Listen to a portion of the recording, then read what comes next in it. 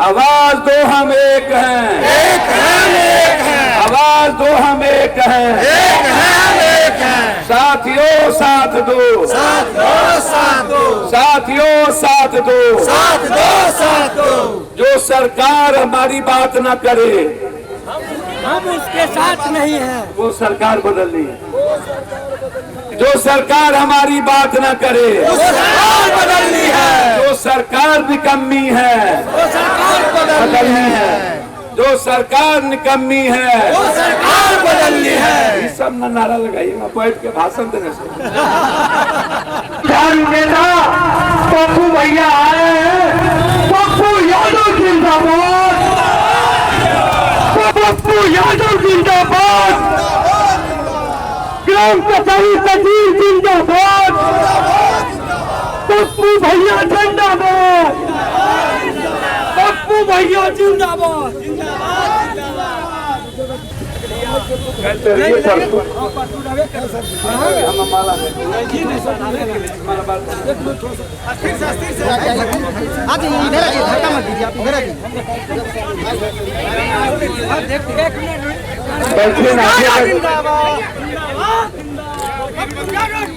सब लोग बैठिए ना। माला अध्यक्ष जी, हाँ जी, साइड हो जाए, साइड हो जाइए, साइड हो जाए, जगह छोड़िए। बैठो थोड़ा के बैठो, थोड़ा बैठो, बार बार। अच्छा तब हम नहीं बोल पाए, बैठिए ना, आराम से बैठो ना, हम थोड़ा फ्री था के बात करें। बैठियो ना सर, इधर हो जाए, बैठो, तू बैठो, बैठो ना, अध्यक्ष जी बैठिए, थोड़ा हटो, बैठ जाए, अच्छा लगेगा हमको, थोड़ा अच्छा लगे, मेरी बात मानिए, बैठ जाए। सम्मानित सभी सचिव महोदय, सम्मानित सचिव महोदय के अध्यक्ष जी और सम्मानित पदाधिकारी महोदय, सबसे पहले जो लोकतांत्रिक मूल्यों में जो संविधान बाबा साहब अम्बेडकर ने जो बनाया और महात्मा गांधी से लेकर के राजीव गांधी तक ग्राम स्वराज की जो बात आई, फिर ग्राम सभा की बात आई, समाज में जिस तरीके से लगातार नीचे से ऊपर तक देश की हर सरकार ने विकास को और समाज के अंतिम व्यक्ति के न्याय के लिए एक व्यवस्था बनाया, ये बात बिल्कुल अलग है। मेरी बात मानिए, आप बैठ जाइए, अच्छा नहीं लग रहा, आप बैठिए। ये बात अलग है। यह परिस्थिति इसलिए पैदा होती है कि हिंदुस्तान में कभी भी, यह हमारा ही देश है जहां पर लोग सांप, छिपकली, गाय, धतूर, गंगा, जमुना, पानी, सही पे बैठ जाइए, सही कह रहे, सब बैठ जाइए, मेरी बात है। ऐसे चीजों को लगातार जो मैं देखता हूं, मुझको लगता है कि हम लोग या तो भगवान के सहारे या तो भाग्य के और किस्मत के सहारे। हमारा देश कर्म प्रधान रहा, लेकिन एक भी कर्मयोगी इस हिंदुस्तान में हमको लगता है कि नहीं है। आप किसी से भी बात कीजिएगा तो वो सामाजिक परंपराओं की बात करता है, बैकलॉग की बात करता है कि हम परंपराओं को उनका निर्वहन कर रहे हैं। हमारा देश समय काल पात्र के अनुसार चलना ही नहीं चाहता है। जब भी हिंदुस्तान में वोट की प्रक्रिया आई, आपको याद होगा, आपको आश्चर्य होगा कि जिस तरीके से पहली चुनाव हुई आजाद हिंदुस्तान के बाद, तो लोगों ने अंग्रेज से आजादी मिली तो एक सेंटीमेंट पैदा हुआ, भारत हमेशा दया पर, हमेशा ममता पर, हमेशा कृपा पर लोगों को मदद करने का प्रयास किया। हमेशा भीख मांगते हैं हम लोग, और हम पर भारत के लोग दया करते हैं। आप जैसे इंदिरा जी शहीद हुई तो लोगों ने कहा राजीव जी टूअर हो गए, राजीव जी शहीद हुए तो लोगों ने कहा कांग्रेस टूअर हो गए। हिंदुस्तान में कभी मंडल, कभी कमंडल, कभी डीएनए, कभी बैकवर्ड, कभी आरक्षण, कभी कमंडल, कभी कब्रिस्तान, कभी शमशान, कभी ईद, कभी बकरीद, कभी जिग्नेश, कभी पट्टेदार, कभी अल्पेश, कभी जिन्ना, कभी पाकिस्तान। चाइना की बात नहीं होती है, यूरोप की बात नहीं होती है, अमेरिका की बात नहीं होती है। हमेशा यहाँ कभी भगवान को आधार मान के चुना होता है तो कभी जाति को आधार मान। जिस देश में 5 किलो अनाज पर लोग मस्त हो जाए, जिस देश में बस फ्री पर, बिजली फ्री पर, वाईफाई फ्री पर लोग वोट डालता हो, 3000 रुपया बेसिक तनख्वाह बढ़ा दे तब जाके मास्टर साहब सब 6000 से 9000 हुआ तो 20 लाख लोगों ने नीतीश कुमार जी के लिए पागल हो गए। 6000 तक गाली गलौज हुआ, उसके बाद पागल हो गए। तो हम कभी अर्थव्यवस्था के बारे में, आर्थिक हमारा जो व्यवस्था है, जो आज हमारे आप सचिव महोदय यहाँ बैठे हैं, ये जो वेतनमान की बात आती है, जो 9 सूत्री मांग को लेकर के आप जिस तरीके से, एक तो पहले ये जो संविदा है, संविदा और नियोजित, यह एक गाली है किसी भी व्यक्ति के लिए। मैं समझता हूँ, जानते हैं कोई, मैं समझता हूँ कि नियोजित क्या है। एक वैकल्पिक व्यवस्था थी मुख्यधारा, जैसे टोला में, विकास में जब सरकार लाई, पहले इंटर, फिर मैट्रिक, पहले 8 और फिर अंतिम में कुछ नहीं। जैसे मन आया राजनीतिक कारणों से हम टोला में, विकास में, मरघट में कई तरह के मित्र बना दी। समाज में सरपंच की जो न्याय व्यवस्था है, ये कुछ ऐसे स्टेट हैं जैसे साउथ में है, हरियाणा है, जहां ग्राम प्रधान में इसको सर्वोच्च स्थान रखा गया। क्योंकि मैं समझता हूं कि आज जो लोगों के बीच सामाजिक कलह है, पारिवारिक कलह है, जिसमें ग्राम की भूमिका सबसे महत्वपूर्ण है, जिसमें एक डिसमिल जमीन, छोटी छोटी घटनाएं, छोटी छोटी सामाजिक परिवेश, परिस्थितियां, वो सबसे महत्वपूर्ण। और उसमें जो ग्राम सचिव की जो भूमिका तय की गई, जिस तरीके से आप मधुर हैं, विनम्र हैं, किसी भी काउंसलिंग के लिए एक अच्छे विनम्रता की, एक अच्छे सरल भाव की, एक अच्छे व्यवहार की, एक अच्छे चरित्र की, एक अच्छे चिंतन की, एक अच्छे आचरण की, हमें समाज सामंजस्य की प्रक्रिया से हमें ग्राम व्यवस्था में सरपंच की प्रक्रिया को ले चलने की जरूरत है। हम कठोर कानून की बात भी नहीं अपना सकते। हम ग्राम प्रधान जब बनी थी तो उसमें यह तय हुआ था कि अधिक से अधिक हम एक ऐसा रास्ता निकालें जिससे समाज और परिवार का अस्तित्व बचा रहे, ज्यादा परेशानी का सबक ना बने। आपसे काम भी लिया जाता है, आप 9 डिमांड इसमें आपने किया है, 6 डिमांड। ग्राम कचहरी कार्यरत कचहरी सचिव को सरकारी सेवक घोषित का, ग्राम कचहरी कार्यरत कचहरी सचिव को कम से कम 30,000, अशोक कुमार चौधरी की अध्यक्षता में गठित उच्च स्तरीय समिति अनुशंसा का कार्यरत सभी ग्राम कचहरी सचिव की सेवा 60 वर्ष की जाए।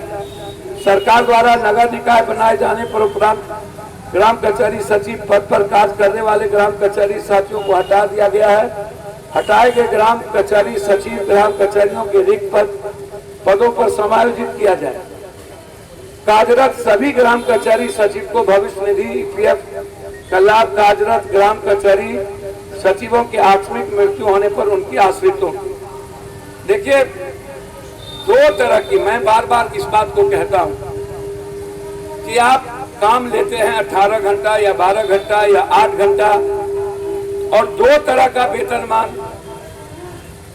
राजनीतिक और कुर्सी के कारण आप हर तरह की परिस्थितियों को मूल्यांकन करते हैं। जो बात इन्होंने लिखी कि 60 वर्ष बट नेचुरल है, जब आप किसी भी लोगों की लाइफ को एक उम्र में लाते हैं तो उसको यदि आप बीच में किसी भी तरह की प्रक्रिया से अलग करके हटाते हैं तो उसका जो शेष जीवन है वो कंप्लीट रूप से पेंडुलम की तरह हो जाएगा और जीवन में वो कहीं कार्यरत नहीं हो पाएंगे। उम्र के अनुसार भी तो जो उनकी योग्यता है और जिस तरीके का आपने जरूरत में लिया, जब आप बेसिक रूप से शिक्षक है, अन्य चीजों को आप 60 वर्ष अंतिम मानते हैं, फिर जिनको आप नियोजित या संविदा पर लेते हैं, ये नरेंद्र मोदी जी का ही जो अभी अग्निवीर आया, आपको क्या लग रहा है? इतना ज्यादा मानसिक रूप से परेशान है अग्निवीर में जाने वाले लोग, इतना ज्यादा आंतरिक रूप से डरा हुआ है, ना उनको सम्मान है, ना उनको किसी भी तरह का मरने के बाद सम्मान है, ना बाद में पेंशन है, बस। और आपको जो तनख्वाह है वो तनख्वाह भी समझिए कि कटौती करके है, अब बाद में आपको दिया जाएगा। तो आप जिस तरीके से ग्राम सचिव या किसी को भी आप अपने सरकारी व्यवस्था में लाते हैं, तो आप इसको तय करके लाइए कि ईपीएफ हो, पीपीएफ हो, जो अन्य लोगों को मिलता है। आप नेता को 5 साल रखकर 5 साल हम एमपी बनते हैं, आजीवन हम ट्रेन की सुविधा, प्लेन की सुविधा, आजीवन पेंशन की सुविधा, क्या हम मरड़ हैं? 5 साल रहने वाले को आप सब सुविधा, और 20 साल 25 साल काम करने वाले को आप कोई सुविधा नहीं दीजिएगा। ये कौन तरह की सामाजिक राजनीति है? आप एक तो यह है, दूसरा है कि आप 60 साल तक इसको कार्यरत करिए। निश्चित रूप से यह डिमांड आपका जायज है। सरकार से हमको कभी कभी आश्चर्य लगता है कि जिस तरीके से आप 10 साल 5 साल काम लेके, जैसे कई ऐसी चीजें हैं, जैसे आप वार्ड सचिव को जिस तरीके से लाया गया और 4 साल 5 साल काम लेने के बाद उसको हटा के फिर नए वार्ड सचिव को लाया गया। 1,40,000 30,000 वार्ड सचिव है, तो जो 1,40,000 वार्ड सचिव से आप 5 साल काम लिए, 4 साल 3 साल काम लेके हटा दिए, अब फिर उन्होंने अपना पैसा उसा किसी तरह करके ऊपर से नीचे, उस वक्त तो पंचायत नौकरी में बहाल करता था। शुरू में जो नियोजित शिक्षक बना तो कौन किया? मुखिया जी किए, ब्लॉक प्रमुख किया। पहले तो बीपीएससी या इस तरह की कोई सुविधा नहीं थी। पहले तो पंचायती व्यवस्था के द्वारा सर्टिफिकेट लाओ और नौकरी लो, और पप्पू यादव को माल मिला तो नौकरी मिला, नहीं मिला तो नहीं मिला। कोई जौहरी नहीं है, नंबर और मार्क। तो सारी व्यवस्था ही इस देश की चौपट, अंधेर नगरी चौपट, राजा टका से खाजा भाजा। ये जो मामला है, हमारा मानना है कि सरकार समय समय पर एक अपनी पॉलिसी चेंज करती रहती है। हम सरकार से डिमांड करते हैं कि सबसे पहले निविदा, संविदा और नियोजित को आप खत्म करिए, किसी भी नौकरी को आप परमानेंट करिए, और उसके तहत जो संविधान और कानून कहता है पीएफ हो, 7 साल हो, मरने के बीच में उपरांत उसकी नौकरी का सवाल हो, बाद में पेंशन का सवाल हो, ये सारी प्रक्रिया आपको पहले तय करनी चाहिए। और तभी किसी भी व्यक्ति को, पहले तो आप कुछ दिनों के लिए आ जाते हैं, आपको लगता है कि चलो भाई हम आ गए, और हम कुछ दिनों के लिए हो जाते हैं, बाद में हमको सरकार कहाँ हटाएगी 5 साल काम करने के बाद, फिर हम। लेकिन जब सरकार आपको हटाती है तो फिर आप सड़कों पर आ जाते हैं। आप 6,000 6,500 के लगभग ही ना आप सचिव हैं।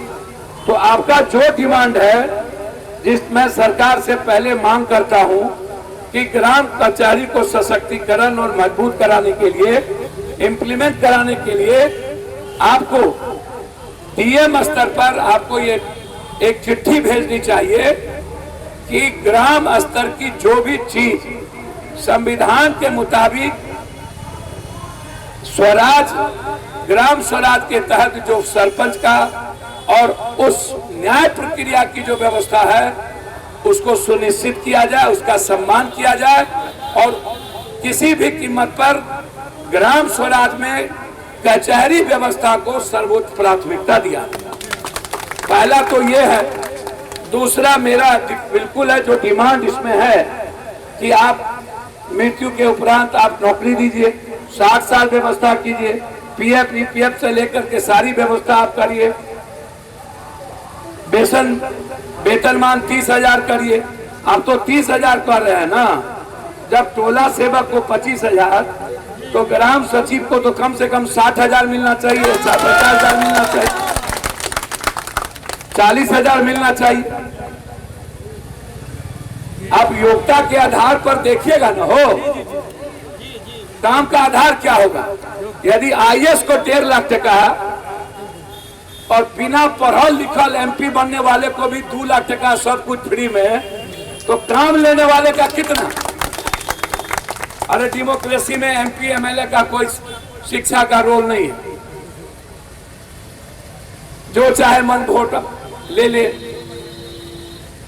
जनता का कोई मापदंड नहीं है। तो आप बिजली फ्री, घर फ्री, बाप माँ बेटा बेटी का दवाई फ्री, सबका ट्रेन हवाई जहाज फ्री। मतलब खेत खाए मार खाए गधा, खेत खाए जोला, यार जो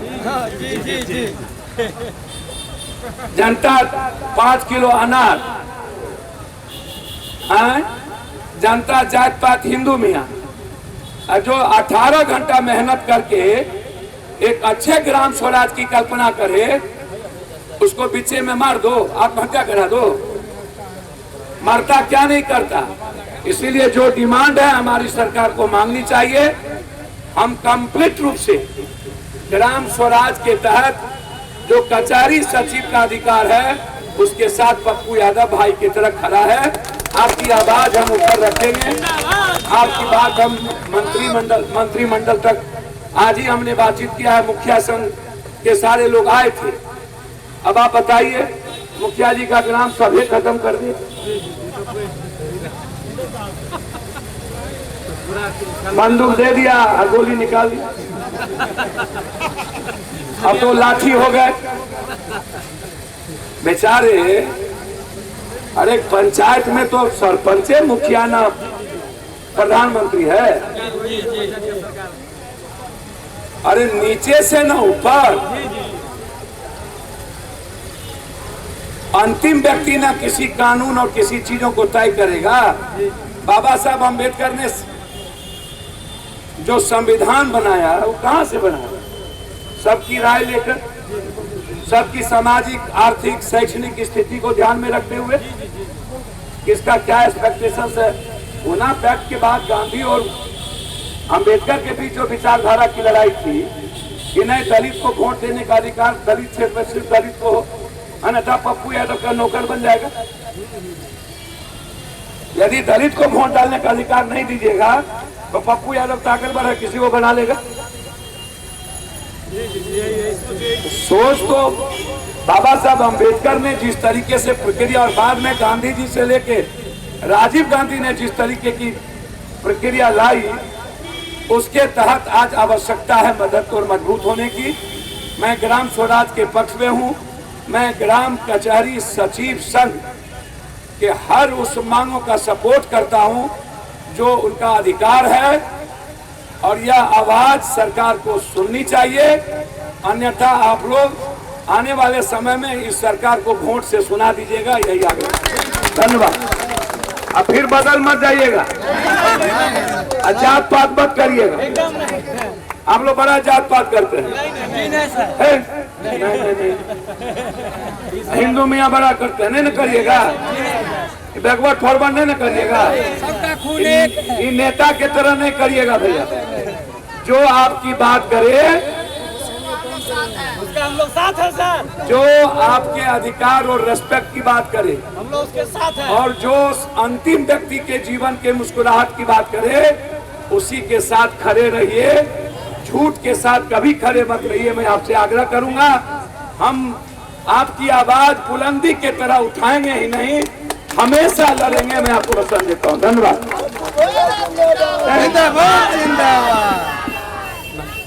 ग्राम कचहरी सचिव जिंदाबाद। नारा लगाइए। सरकार आंखें खोल के देखो, सरकार आंखें खोल के देखो, खोल के देखो, खोल के देखो। पूरा बिहार सड़क पर देखिए क्या बोलते हैं। समझे? नारा अच्छा अच्छा लगेबे न करिएगा तो कहाँ सुनेगा। पूरा मजबूती से लगाइए।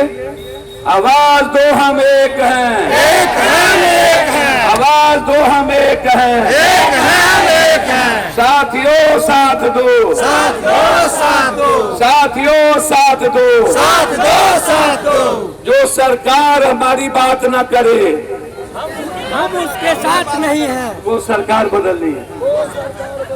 जो सरकार हमारी बात न करे वो सरकार बदलनी है, जो सरकार निकम्मी है वो सरकार बदलनी है, जो सरकार निकम्मी है वो सरकार बदलनी है। ये सब न नारा लगाइएगा बैठ के भाषण देने से। पूरा लड़िए और हम तन मन धन समझे सब तरह से आपके साथ है। हमारा पैंच उधार नहीं लेना है, हमारा ठगना उगना नहीं है। पप्पू यादव जिंदाबाद। आपका नेता कैसा हो? आपका नेता कैसा हो?